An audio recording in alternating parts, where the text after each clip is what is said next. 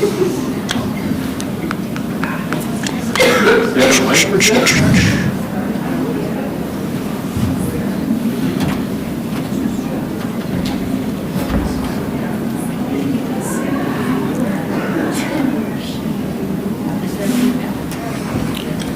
1, 2.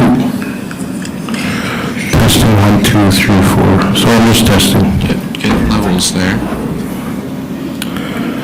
We are live here today at the TCU place here, Treaty 6 territory. David Ambrose, all hailing from. I'm just playing around, you guys. Parts unknown? Parts unknown. Testing my sound. Ooh, that sounds. You hear that? Oh, mushy. It's probably on my setting.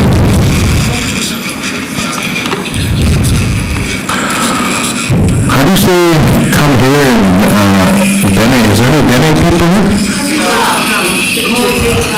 Go Pita?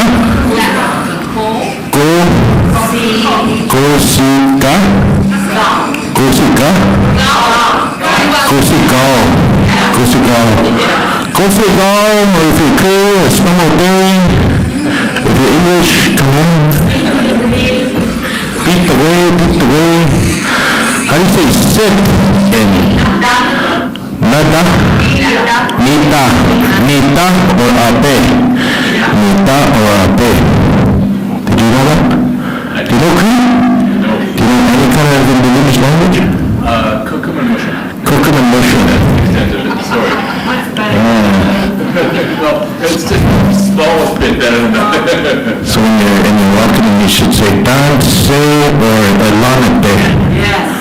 Elanete is hello, right? Dene? How are you? Yeah. How do you say hello then? Is elanete? Ho-ha? Ho-ha. I thought it was elanete was hello. Oh, so I just meant ho-ha, elanete. Welcome. Oh, okay, means welcome. Not how are you? Hello, how are you? Ho'a Atlanete. Ooh. All right, we are live here. Ho'a Atlanete or Tanse. Pitagwe Ape Nita. In the B room here. We're just testing sound right now. We are live. Just so you guys know, you guys can text anyone. We're live on IOPS, YouTube right now for this one. We're going to test here right now. It might be the settings on my. Oh, see, it's good to have real Deadly Pros. Now we're sounding clear. Yep. All right. Hi, nananas kumin. How do you say thank you in Marcy Cho to our brothers here at AV? Oh, is that me? Okay, it's okay. I'm done.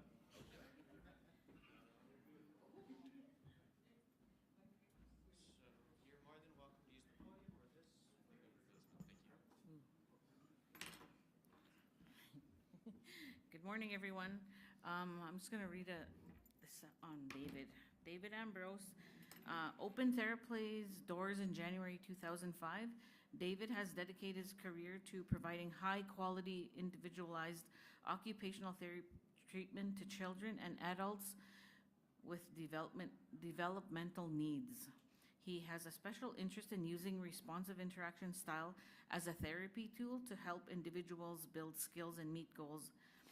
David completed a Bachelor of Medical Rehabilitation in Occupational Therapy from the University of Manitoba in 2000 and a post-professional Master of Science in Occupational Therapy from Dalhousie University in 2019. He is proud of 2 research papers he published in academic occupational therapy journals. He has completed advanced training in the area of sensory integration and in the use of development approaches to help children with autism. David, originally from small town Manitoba, has lived in Saskatoon since 2001. He is married to Sherry, and together they have 2 adult children. In his free time, David enjoys puttering around the house, reading, cooking, and using his backyard hoop to perfect his free throws. So, thank you to David there, and Thank you for for coming to share your knowledge with us I'm today so in happy your to be here. experience. Yeah. Okay, guys, do I sound okay? Yeah, awesome. And so I understand that this is the form to my evaluation, so you can let everybody know what a nice outfit I have, how nice my hair looks. Yeah. I'll leave this up for another second before I flip the slides and get into it. Oh, okay. Yeah, that's what we'll do. Great. Let's see.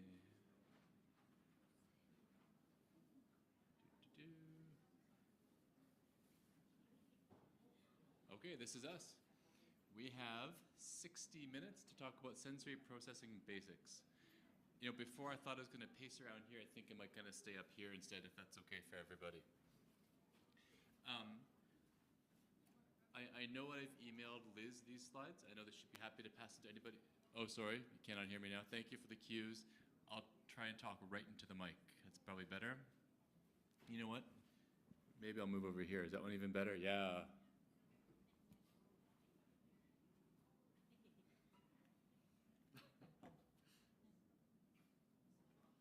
Okay, pardon me, thank you.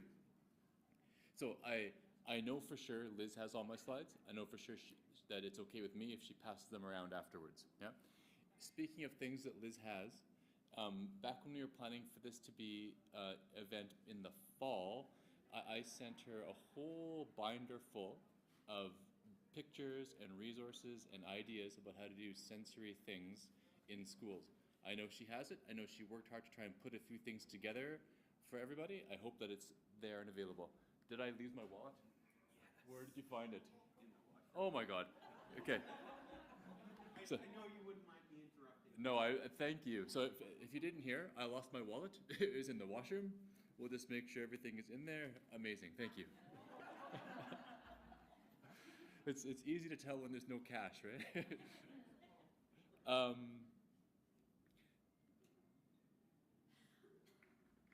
My name is David. Yeah.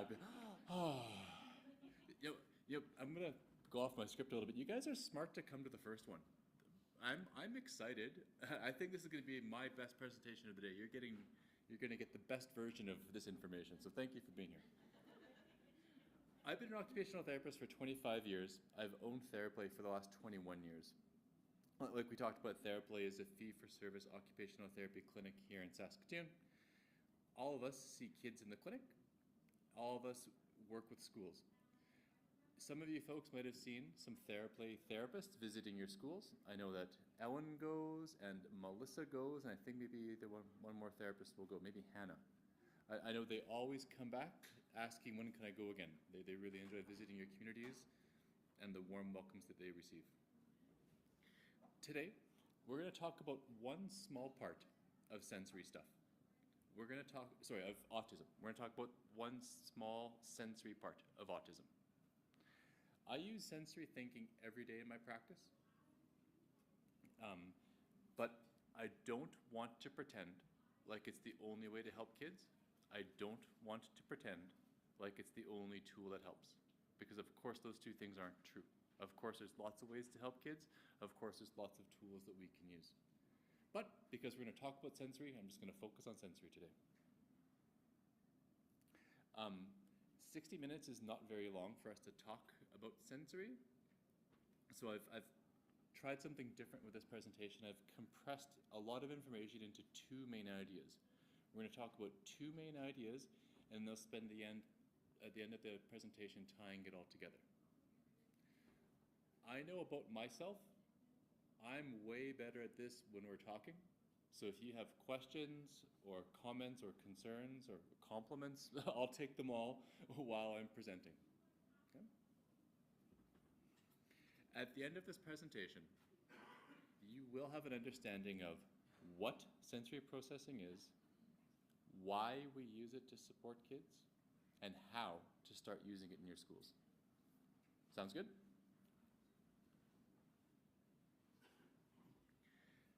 So sensory processing, therapists can mean one of several different things when they talk about sensory or sensory processing. And being a therapist, it's important to me to kind of spend a few minutes saying what these different things are. It's a way of thinking about and helping kids that was originally developed by a therapist named Jean Ayres back in the 60s and 70s. In its original formulation, the ideas about sensory. What's up? Oh, I gotta stay closer? Okay, oh my gosh. Yeah, I'm all used to moving around. I'll keep my belly right on the lectern. No, this is better, I think. They're saying the sound is better this way. Yeah. So sensory processing was originally developed around kids who today we would say have maybe a learning disability, but back in the 60s and 70s, they were not part of any established medical or psychiatric diagnosis. And basically, Dr. Ayres looked at these kids and said, they're showing a bunch of strange things. What makes sense is if I imagine that their brain doesn't do or doesn't take in or use sensory information as well as other brains do. Since its initial formulation, sensory processing has expanded to many different populations, many different age groups, and many different ways of helping. So when an occupational therapist says sensory, we could mean any of these three different things. The neurological process that's happening in the brain. We could mean this theory that explains some of the behaviors we see. For example, why are some textures hard for some people to tolerate? Why can't my student sit still? Why are they always moving around? Or why is the student so clumsy? Why does it look like they have 2 left feet? Okay? Sensory processing can try to explain all those and many more other kind of observations. Sensory could also mean a whole different range of interventions that we use to support kids with needs.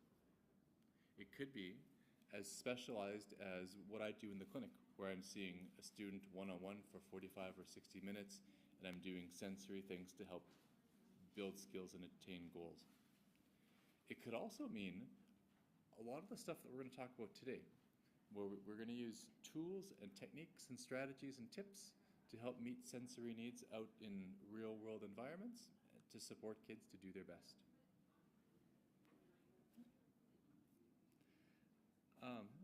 I have a whole bunch about research that I think that maybe I'll skip. We don't want to, unless anybody really wants to talk about sensory research.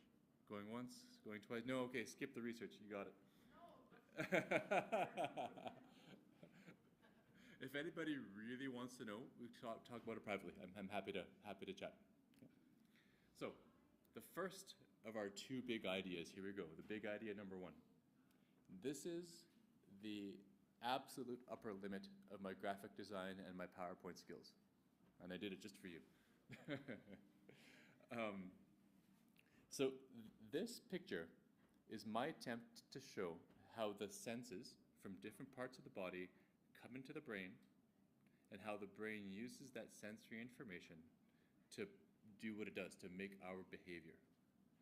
And this picture is the simplest representation of the sensory processing theory that we can find. Okay? But I want to talk about this picture for a minute before flipping away from it. I want you to notice how I grouped the senses. I have the 5 that we all know: vision, sound. It says small. I'm supposed to say smell. My apologies. Taste and touch. We have them all on one branch, right? And I have 3 other branches, and these are the hidden senses, or senses that are less well known, but that our bodies have. We're going to talk about each of those senses in a few minutes. The big circle that represents the brain, where I put the brain processes information, I left that vague on purpose. In part because we don't 100% really know how and what the brain does with sensory information. And in part because how the brain handles sensory information isn't the same way every time. So to say that a different way, context matters, right? If I'm hungry or full, if I'm alert or tired, if I've maybe had an argument with my wife before I came here or not, all of those things impact how bothered I would be by, I don't know, the sound of the AV equipment around me, or how bothered I'd be by my itchy sweater, right? There'll be some days when I don't notice the sound and my sweater is no big deal. There'll be other days where the sound and the sweater combine to drive me over the edge.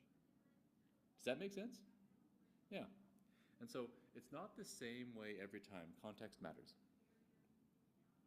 But what that means when we're thinking about supporting our students is that we cannot expect the same help to work the same way every time with a student. We need to stay on our toes. We need to watch for what our students are showing us. We need to watch to see how they're using our help, and we need to change what we're doing so that we can help them. Does that make sense? Yeah, we want to give help in a way that people can use it.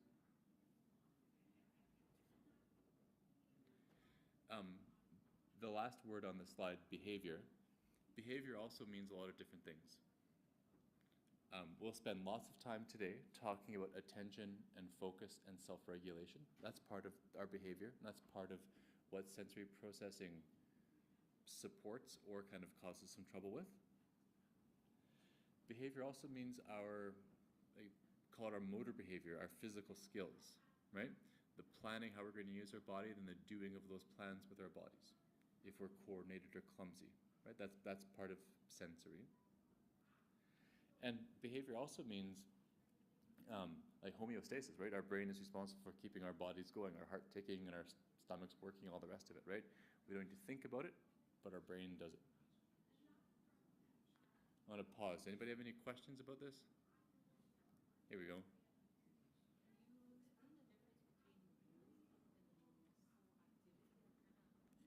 Okay, did everybody hear that? Okay.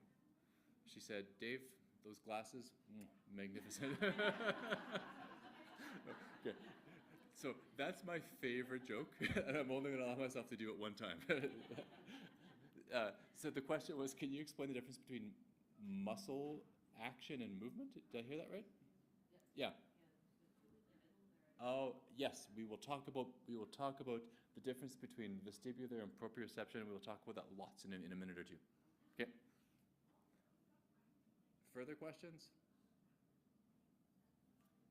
All right. Oh, guys, we're cruising. We're probably on track to be done early. Oh, a few moments. Here we are. We're going to talk about it right now. Yeah. So, for us to understand how to use sensory, we need to understand what the senses are. And you don't need me to tell you about sight, sound, taste, smell, and touch. You guys know that stuff, right? I want to spend a few minutes talking about these three hidden senses. These ones, if you know them, great. You can correct my mistakes. And if you're learning about them, great. This is important information for using sensory when we're supporting our students. Yeah. When we talk about sensory support, a therapist might say something like, we need to use more proprioception, or he does well with deep pressure, not like touch, kind of statements like that. And at the very base, what those statements mean is when we do an activity that stimulates one kind of sensation and or inhibits another kind of sensation, it has influence on our student's presentation. Okay, it was kind of wordy. Does that make sense? Yeah, yeah. And so, a little sidebar into a little bit of neurology. Apologies if you guys already know this. But kind of the way that all of our sensory systems work is, well, I'll use my skin as an example here. Right now, on this little patch of skin in the back of my hand, I have all kinds of different nerves that are there, right? And those nerves, they tell the brain if something is touching or not touching the skin, right? Now, the nerves, what's called fire, they discharge, they kind of do their activity at a certain baseline rate. I mean, I don't know what that rate is. We'll pretend that it's, ooh, sorry. we'll pretend that it's one discharge per second. And so right now, with this pretend measurement, my nerves in here are going 1 a second, 1 a second, 1 a second, and my brain knows to interpret that, meaning nothing's happening, right? But then when something does happen, when I touch myself and I create some like touch sensation, what happens is those nerves go 10 a second. They go faster in a particular spot, right? And the brain knows to interpret that as something's happening, right? And my skin has specialized receptors. I could do light touch, I could do firm pressure. All those different kinds of touch activate different kinds of receptors. When those receptors are activated, they fire faster, and that firing faster is what the brain then turns into what I experience as my touch. Okay? So this connects directly to what we said just before, how we need to do things to stimulate sensation. When we stimulate sensation, when we do, for example, more proprioception, what we're doing is making those nerves fire faster so that the brain gets more. Does that make sense? Awesome. Now, vestibular, our body's balance sense. My skin has receptors all over my skin. My vestibular system, those receptors are here in my inner ear, right? They are continuous with my auditory receptors, and they fire faster when my head changes speed, okay? And so if I am going up in an elevator or riding up an escalator, or if I'm in the car on a highway and I'm accelerating and I get that feeling of moving, that comes from my vestibular sense, right? When I'm on the highway and I click the cruise control on, that feeling goes away, right? That's because I'm not accelerating anymore. I'm sitting at a constant speed. Okay? So this, even though it's lots of movement, this is not vestibular. Right? This is vestibular because it's my head that's moving. Does that make sense? The vestibular apparatus has specialized receptors. One set responds to what's called linear movement, so like being on a swing. The other set responds to rotary movement, so spinning around. Okay? Or even less intense, kind of like, say you're on a bike and you're going around a curve on your bike, right? That is the vestibular sense. Can I answer any questions about it before I start talking proprioception? Okay. Proprioception is our muscle sense. The receptors are located throughout our body, in our muscles and our tendons and our ligaments and our joints. When I touch my skin, that's what makes my skin receptors fire fast. To make my proprioceptive receptors fire fast, I clench and I hold my muscles. Okay, does that make sense? If you've worked with an occupational therapist, you've probably heard her say something like heavy work or proprioception or heavy muscle action, stuff like that. That means increasing the flow of proprioception to the brain.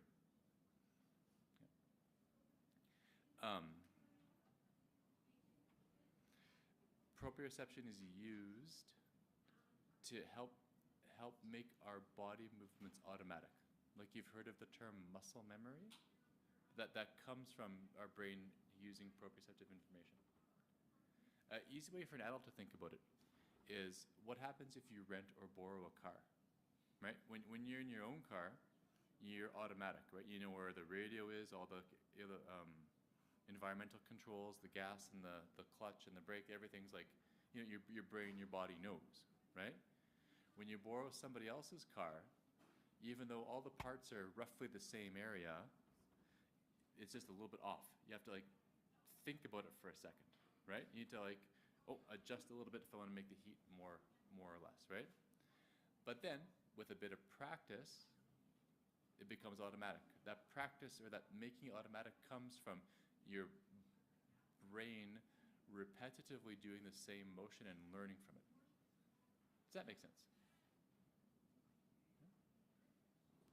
Now I'm gonna maybe, yeah. On your last statement, Uh-huh. Well, that's a distinction without a difference, maybe, right? Because our brains are part of our bodies, right? Let me think about it. Because when you think about people who practice martial arts, all these are at play at once, That's correct. even though we've separated them into That's correct. So even outside of the context of martial arts, that's correct, right? Like, all these are in play at once, absolutely. And so are the 5 others that we aren't like detailed on the slide, right? Like they're all in play at once. Our brain is always taking in this steady stream of information, using it, and then putting out our behavior, right? That goes back to my awesome graphic of what I was trying to show, right? But the point of it, it's continuous, is very, very true. Now I feel like I didn't maybe answer your question. did I touch it or not really? Yeah. Okay. And to be honest, the only reason I'm separating them out is because these ones are lesser known, right? And it's important to know about them if we're going to use them to support our students. Yeah. Another question. So before you move on, I Uh-huh. always understood proprioception as where you know your body is in relation to the things around you. Yes. So in my brain, we're saying the same thing. Okay, so I'll repeat what you said. You've always understood proprioception to be understanding where your body is in relation to the things around you. Yeah. I want to split another hair here. If I'm going to be super technical, and again, this doesn't matter for supporting students, but since we're talking about it, right? If I'm going to be super technical, proprioception tells my brain where one of my body parts is in relation to the other part, right? All of proprioception is like contained in my body. It doesn't have any input coming from outside of my body. Does that make sense? Now, for the brain to do its integration or its sensory processing part, it has to take in what I see and what I hear and what I smell, and has to connect that with where this part of my arm is in relation to this part of the arm to make sure I don't keep whacking that mic. Does that make sense? Yeah. Keep them coming. This, what we're doing now is way better than what I have planned. All right? Interoception is the last one in that column. And interoception is, to be honest, it's kind of a cheat to call that only one sense because it's a bunch of different senses about the inside of our bodies, right? It lets us know if we're hot or cold, awake or tired, hungry or thirsty, need to pee or poo or fine, right? Interoception helps us tune in to our body, what our bodies are feeling, and then adjust it if we aren't feeling okay. We don't really think about interoception as either calming or alerting. We just kind of think about it as being, we're aware of it or not, right? Now, you heard when I was introduced, my first occupational therapy degree is a bachelor's. That plus my haircut tell you how old I am, right? No new therapists are graduating with a bachelor's. They're all graduating with a master's degree now. Back when I rode my dinosaur to the University of Manitoba to go to occupational therapy class, we didn't know about interoception, or we didn't talk about it as part of sensory. Okay? This has been a development in like the time of my career, and it's been a very, very positive development. Helping students tune in to what's happening inside their bodies makes a giant difference in how we can help them and how they're able to learn to help themselves. Wait for time. Okay, I've got a quick example. This is a young Dave story. When I was a younger therapist and still kind of finding my way, I was working with a student, and this student was about 10 years old at the time, and he was highly verbal, but had lots of like regulation difficulty. Right? Could everybody can imagine somebody similar right now? So we were working in my sensory gym, and he and I had like a great rapport. We got along well. We were doing like great programming. He was making progress on his goals. And if he was kind of showing some dysregulation, I knew what to do to help him, and he responded to the help. It was golden. And then one day he came to the sensory gym, we were doing our usual stuff, and we're going just a little bit sideways. He and I aren't like getting on the same page. He's a little bit reactive. The stuff that I've been trying before wasn't super helpful for him. And like, it wasn't bad, but we weren't like synced up, you know? And this went on for 10 or 15 or 20 minutes. Then all of a sudden, he, to my perspective, completely out of nowhere says, "Dave, I gotta pee."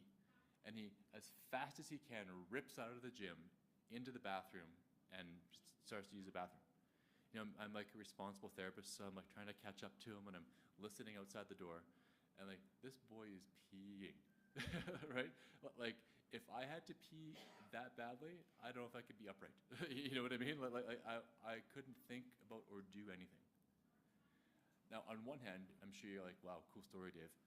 But on the other hand, I would say something like, okay, so if we're gonna frame this in terms of interoception, okay, this boy's body was probably giving him signals that he had to pee for 5 or 10 or 15 or even 20 minutes before he noticed they were there, right?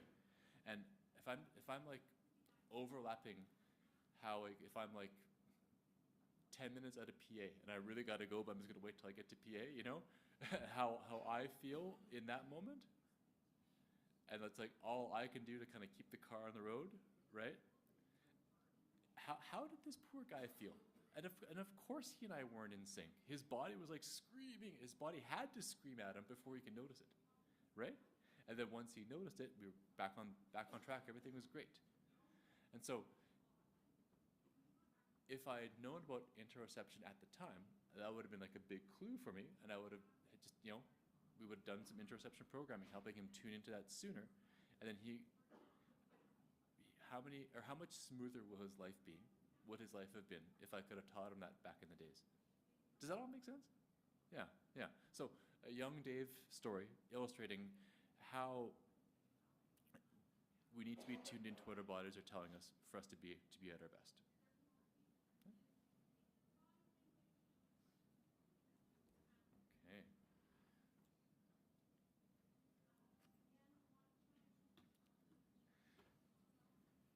So when sensory processing goes well, we don't notice it, right? But when it doesn't go well, it leads to what I call sensory troubles. And a lot of therapists have different hairs to split about when we talk about the number and the type and the specific details around the different sensory troubles. And there's, I don't know, I know of at least 3 different ways to think about it.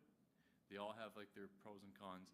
But when I think about it, what it really comes down to is that there's 2 different kinds of sensory troubles, or 2 maybe broader categories of sensory troubles. One is called sensory modulation, and the other is called sensory discrimination. Okay? Sensory modulation means I'm over or under responding to the intensity of sensory input. Okay? I think we can all picture a kid who cannot tolerate tags in the back of a shirt. Oh, guys, everybody's leaving. I'm worried about my reviews now. I think we could all imagine kids who cannot tolerate tags in the back of their shirt, or have to wear a specific kind of underpants or whatever, right? And we would say that those kids are over-responsive to what their skin experience is, to the tactile inputs, right?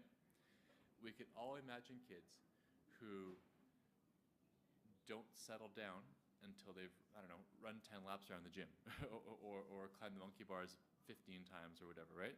So we could imagine that those kids are under responsive to the feelings that they get from the vestibular and proprioception, for the feelings that they get when their bodies move and their muscles work, right? Sensory modulation troubles lead to troubles with attention and regulation. Okay? The way that I think about it is, if I'm over or under responding to sensory input, my attention is being taken away from where I want it and put on my sensory experience. Okay? I don't know if that's true, but that's how I think about it. Okay? The second kind, sensory discrimination. This means I have a hard time getting all of the details out of the sensory information my brain gets.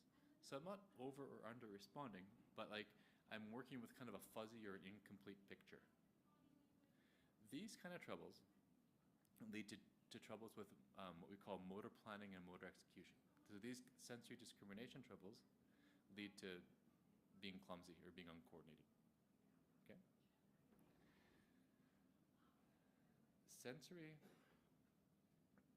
discrimination problems, motor planning problems, those are real, and they make real barriers in kids' lives. But we're also not going to talk about them beyond just right now, right? Most of the work that I do with sensory focuses on sensory modulation, and I think that's because when somebody has a hard time with attention and focus, they tend to be a bit more disruptive, and students require a bit more support that way to be able to access school programming and other kinds of social programming. Does that make sense? Yeah. I want to make a little note here that sensory differences are not the same thing as sensory troubles, right? I guarantee about half of us would identify ourselves as having sensory differences here in the room right now, right?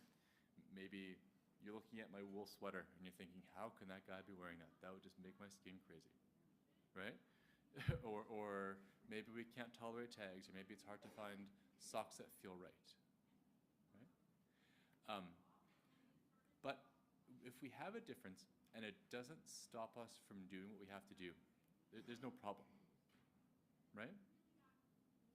The problem or the trouble comes from when those sensory differences start to get in the way of what we have to do, right? If my student can only wear one specific style and brand of sock, and Walmart stopped selling it 5 years ago, that's a problem, right? If I cannot keep myself settled and organized in a room with this many people, that's a problem. Or sorry, that's a problem for me because my job is to be here in this room and tell you about it, right? If I'm a student, if I can't keep myself settled and organized in a classroom, that's a problem. That's a barrier. That's like getting in their way of doing the things they have to or want to do. Does that distinction make sense? Yeah. So if you see a little sensory quirk and it's not causing a problem, it's not a problem, right? If you see a sensory difference and it's creating a barrier, that's where we want to put our attention. I don't know if anybody's interested in this, but I'll pick that up. There are some books that talk about sensory processing disorder. Now I don't use that term, sensory processing disorder. I don't for a couple different reasons. The first is that there's no widely accepted definition, or there's no diagnostic tests for sensory processing disorder. It's basically a therapist kind of saying, some sensory differences that lead to troubles, and it's pretty vague, right?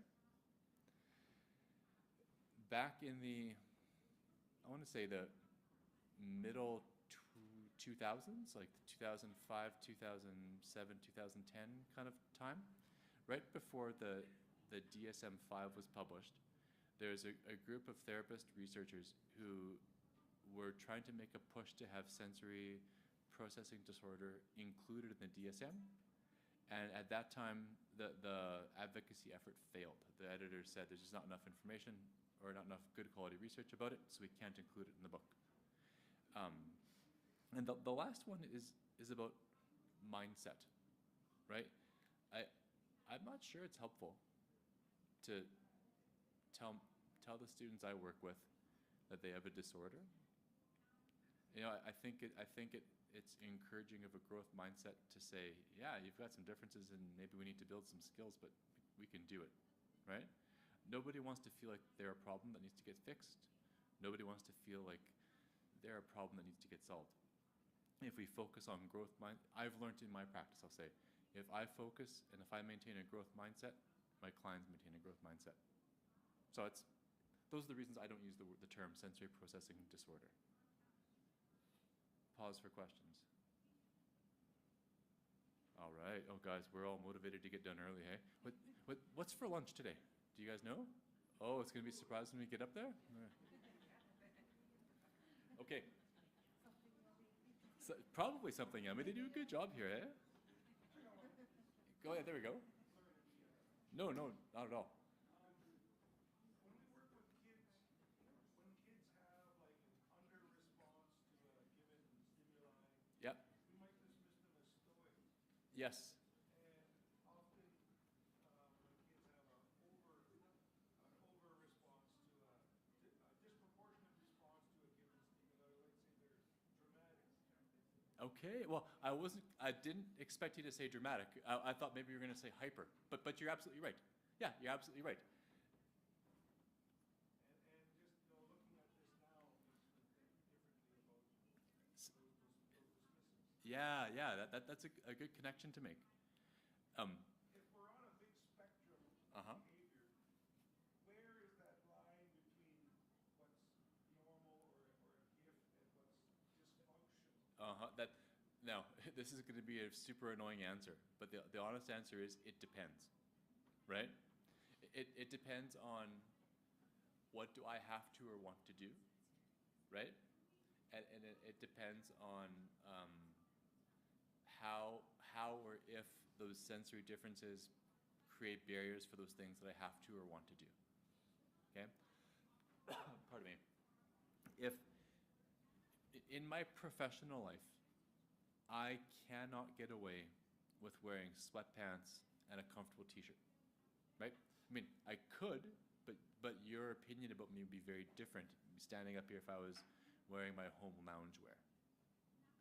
Correct? So, if I cannot tolerate clothing that's presentable for this kind of situation, then that becomes a problem. It becomes a problem if I want to put myself in this situation. Is that making sense, guys? Yeah. Now, this kind of pings something in my brain that wonders out loud. Okay, well, if I'm 5 years old with sensitive skin, and I'm just going to keep using sensitive skin because it's top of my mind, and I think it's easy for us to, I think we all have experience with it, right? Either ourselves or with students. If I'm 5 years old and I have sensitive skin, and then I have an opportunity to, what would be an appropriate thing for a 5-year-old? Oh, like Girl Guides or Scouts or Cubs or something, right? If I have an opportunity to do that, and those kinds of organizations build skills that I'm using here right now, right? But those kind of organizations also require their participants to wear a particular uniform. And so I'm 5 years old, and on one hand, it's like, oh, kind of like, big deal, David, he can't wear the Scouts uniform. But if I don't wear the Scouts uniform and I don't go to Scouts, and I don't have a chance to build these skills, and maybe there's a couple other of these connect the dots chances that I don't have to build the same skills. Maybe my range of available opportunities by the time I turn 18 or 20 has been narrowed by my sensory preferences. That's a bit of a connect the dots tangent. Does that make sense, folks? Or should I just skip it and keep going with the slides? As I'm thinking about it, I think I could summarize what I was trying to say by saying, the honest answer is we don't know, but we could imagine that there are situations where our sensory differences or our sensory preferences either open or close doors to us, and we can further imagine that some of those doors might open or close younger than we might expect them to. You're talking about a comfort zone. Yeah, People develop their own comfort zones regardless of the world. I'm so glad you're here. That's a way better way to put it. Yeah, that's right. That's right. And so, okay, so building on that idea, right? We all have our own comfort zones. And a comfort zone isn't just sensory though, right? We all have like our own like social comfort zones, right? And our own like, I guess it's also social. It's kind of like, we're all comfortable with like the people who are a bit more like us and a bit more dislike us, right? We all have our people, right? And so some of us have narrow comfort zones, some of us have wide comfort zones. Sensory can be, and probably is, part of those comfort zones. Yeah. Guys, thanks for letting me go on that big tangent. I'm not sure it helped us, but we went there anyway.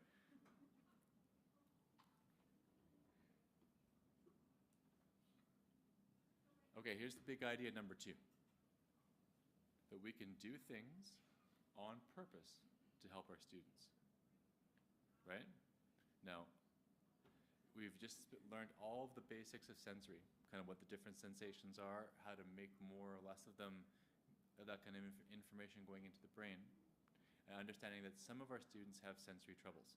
Some of our students' sensory profiles or sensory preferences creates barriers for them, right?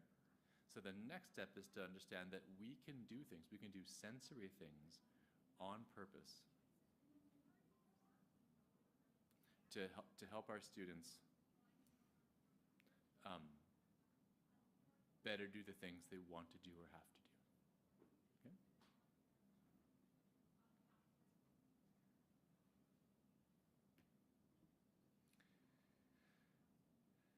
When we're thinking about sensory problems with self-regulation, we need to understand how sensory inputs can be alerting or organizing.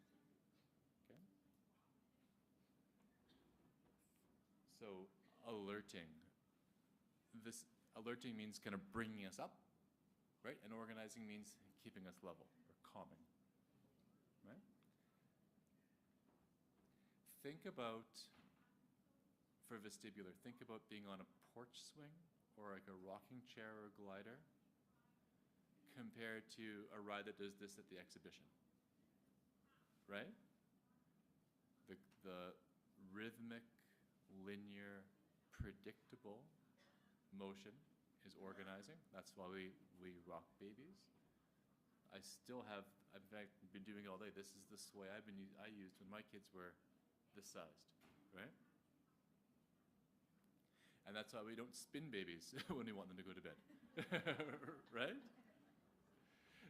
The same thing that works for babies works for kids in elementary school, works for us as adults. It works means if it's alerting for a baby, it's probably alerting for an adult and everywhere in between. If it's calming for a baby, it's probably calming for an adult. Does that make sense? Yeah. Proprioception is interesting.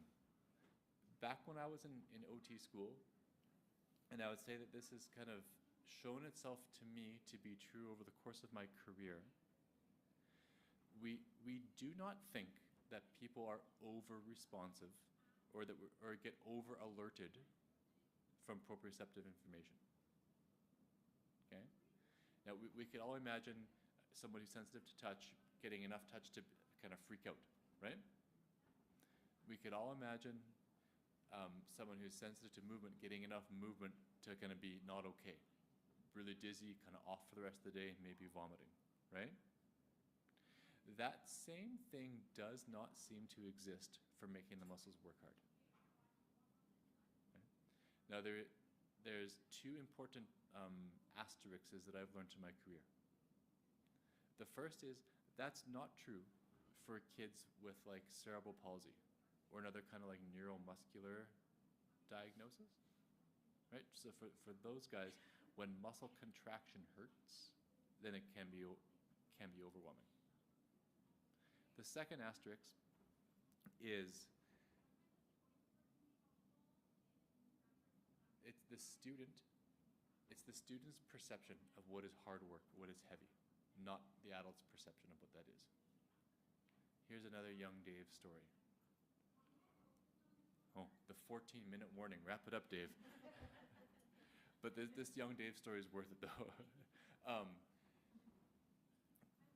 Even earlier in my career, from the first story, I was working with a student, and this student was becoming a little bit disorganized. And I thought back to what I learned in school and said, perfect, I know what to do. This young boy needs some proprioceptive information. Knowing that we do proprioception by making the muscles work hard, I was like, okay, let's do a wheelbarrow walk.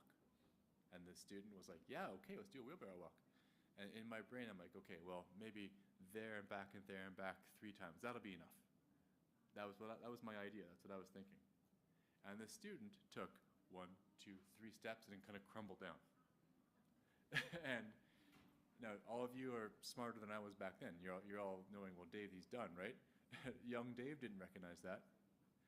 I was like insisting that we kind of finish with my idea, because that's what would have felt hard for me, right? And gosh, did I do a good job of giving that guy a meltdown that day, right? Yeah. But that wasn't the proprioception, right? That wasn't the sensory part that was overwhelming for him. It was me and my lack of skill at the time. Does that make sense? Yeah. Touch. Oh, another good story here.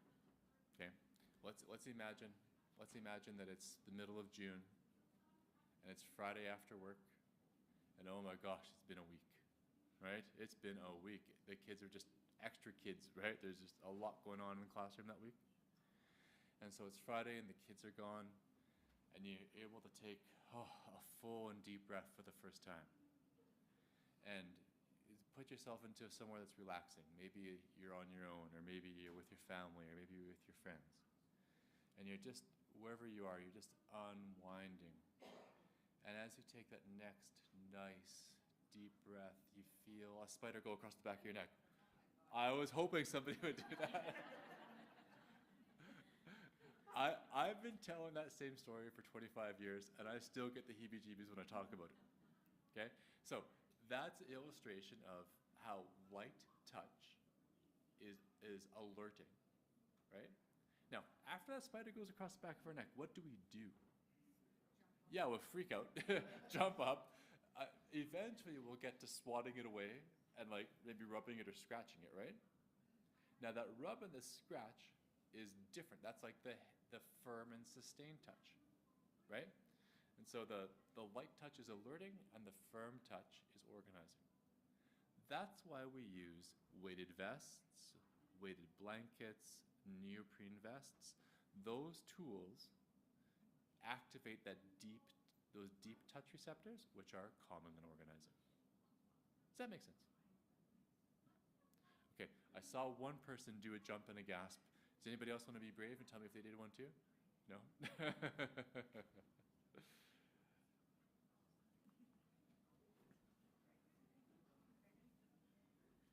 Okay, now this next slide is really important as well.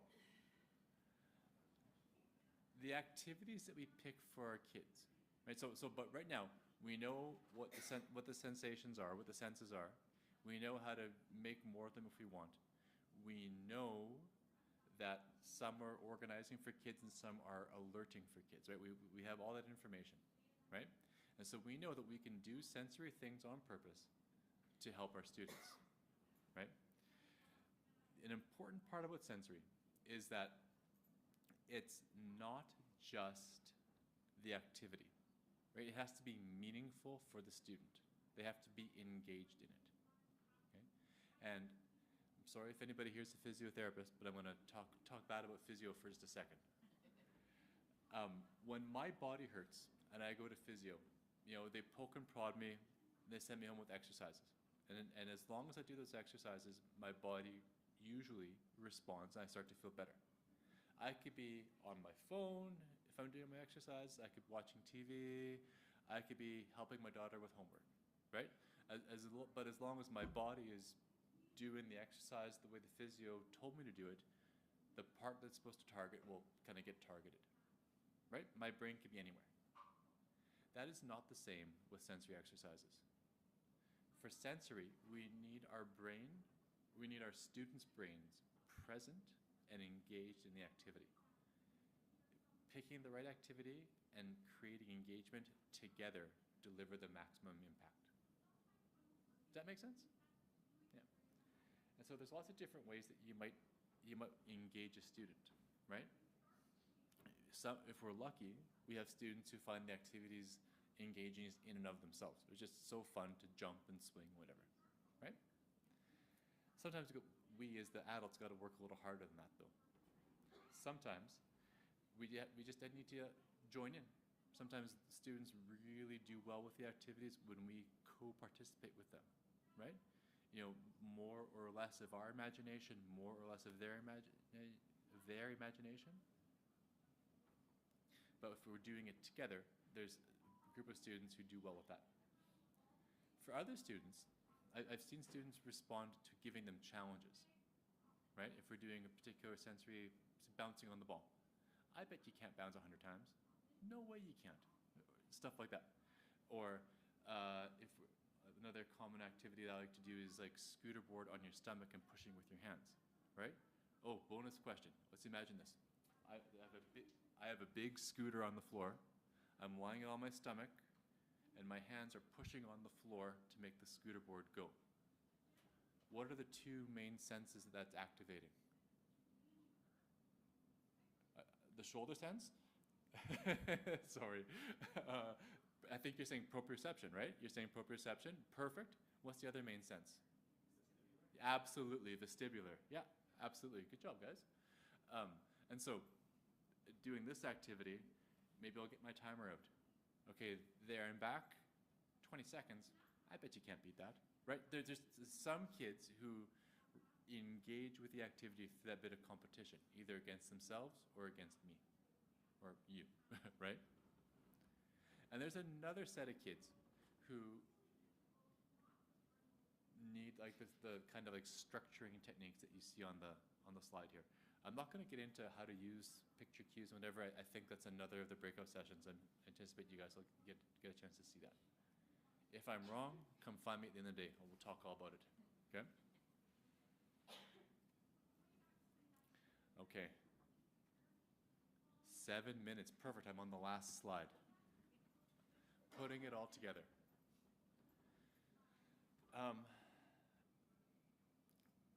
For me, when I think about using sensory supports at school, it makes the most sense in my Dave Ambrose brain to think about it in 3 different layers. A whole class layer, a individual but in the flow of activities layer, and then a pull out, like a let's leave the classroom and do something on our own kind of layer. This is, again, I'm going to repeat, this is just my way of thinking about it. And but I think that it's a nice and organized way. And I think that this actually intersects with the response to intervention that was popular in schools, I don't know, 10 years ago or so. Okay, so whole group or environmental. These could be passive or active, but the commonality is that they touch everyone, right? Everybody benefits from these ideas and these tools. Right now, we're all in the same room. We all have the same lighting. And aside from like micro variations, we all have like the same temperature, right? So if this current setup matches your sensory preferences, then you're golden. If this current setup is not matching your preferences, you're struggling, right? Especially when you add on my monotone voice. Oh my gosh. The other, so but in classrooms, right? Lighting, the color of the paint, how cluttered visually it is, like how much stuff you have on the walls. Do you have open cabinets or closed cabinets? All that stuff matters. I would say in general, we want neutral, cool, neutral colors. We do not want a lot of stuff on the walls. If there's something that's up on the wall, when people ask my advice, now, my mom was a teacher before she retired. My sister is a teacher. And if I were to say to them what I'm about to say to you, it'd be like a big fight at Christmas time. But I'm going to say it to you guys anyway. If I were asked for advice about what to put on the walls, my answer would be, if you don't reference it, why is it up on the wall? Right? Now, I know it's amazing when the kids do great artwork. I know that... For the people in the back, yeah. Again, I know I'm stepping on eggshells here, right? I know. But if asked for my opinion, if you're not referencing it, why is it up, right? You know, even something like in a lower elementary grade, the alphabet border around the top, right? Now, I don't think I've ever seen, either as a student or as a therapist, I don't think I've ever seen a teacher reference those posters up there, right? But lots of classrooms have them. And it may not sound like a lot, but that kind of stuff makes a difference, especially for the students who need your help the most, right? Oh, how are we doing here for time? Oh my gosh. One more thing about Yeah, laminated stuff on walls is terrible because it shines. yeah. And if you want them to look at it, put it at eye level. It has to be. Two points. Laminated stuff is terrible because it shines, absolutely, especially with like the fluorescent lighting most schools have, right? And if you want them to look at it, it's got to be at their eye level rather than up here or down there. Great points. Yeah. Okay, guys, I'm going to skip ahead a little bit here. I could talk about environment all day, but I want to show you the active part of the whole group environmental intervention. This is like doing a whole class body break. If you've worked with a therapist, I almost guarantee that they've talked about this or written about it in a report. This just means getting everybody to stand up and do a bunch of things. I'm going to be nice. I'm not going to do that with you guys now. But I will say, do you remember, let's see, how many slides back is it? This order here. Yeah, this order here. Moving, muscle activity, and then inner body signals. That's the order by default that we go to when we're doing a whole group or an individual sensory activity. Okay? Lots of movement first, because some kids need to move, and some kids are going to get too up when you move, right? So that's why we need part 2, the heavy muscle work. Remember, the heavy muscle work proprioception is, we believe, universally organizing. So we add heavy muscle work second. And then we add something that brings our attention back into ourselves, like an attention focusing tool. I prefer guided deep breathing, but there's different ways to do it. 1, 2, 3 in those steps, as a general template, works very, very well. In a classroom, if I was leading a whole group of kids, and I've done the sequence kindergarten to grade 8, I would start by jumping jacks, single leg hops, jumping back and forth, jumping like, woo, jumping like I'm a skier, and lots of jumping, right? For heavy muscle work, my favorite one in the classroom is to perch on a chair, lift my butt, activate my arms, then lift my feet off the ground. Can you guys imagine that? I'll see if I can still do it.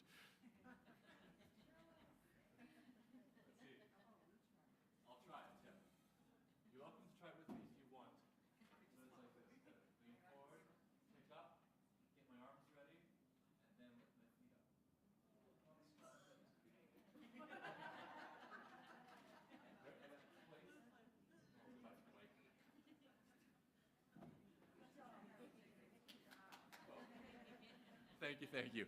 A true smattering of applause. But that place and hold is really, really helpful. It's more helpful than the quick up and down, right? If your students don't like that, or if you don't like that, you could do plank position. You could do, like, get into a sit-up position and hold. You could even do a chair, like a squat, right? And you don't need me to tell you, your legs start to shake pretty quick when you're doing that, right? So that's the heavy work. And then my favorite way of doing that calming, focusing, recentering in the body is breathing. I know. Our last one. I'm sorry, guys. I mismanaged our time. Too many interesting sidebars. Not enough talk at the end. Come back again if you want to hear this. But before lunch, let me show you my favorite way of doing breathing. It's called 5-finger breathing. You can. Yeah, you hold your hand up. Participate with me if you want.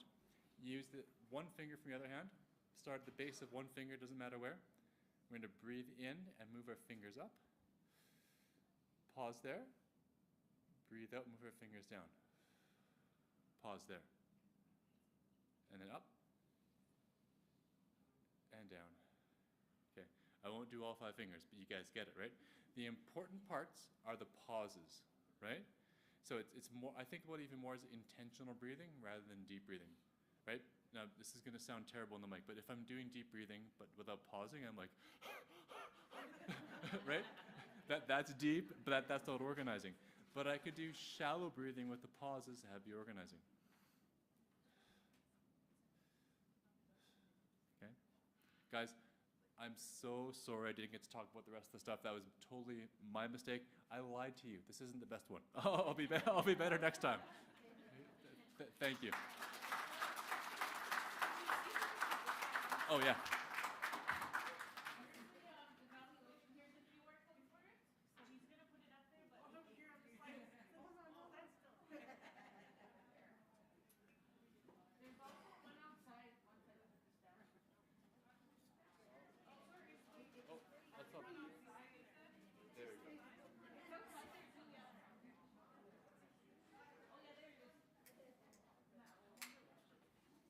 Hey, David, here. I know you're gonna be here all day, but I just want to give this to you. Thank you for your so kind presentation. of you to Share your experiences and knowledge. I appreciate it. You And might also your want to hold off until I do a good job. I don't know. I know you'll do a good job by the end. But here, Ian had to pick these up too. Oh, that's so kind. Thank you so much. Yeah.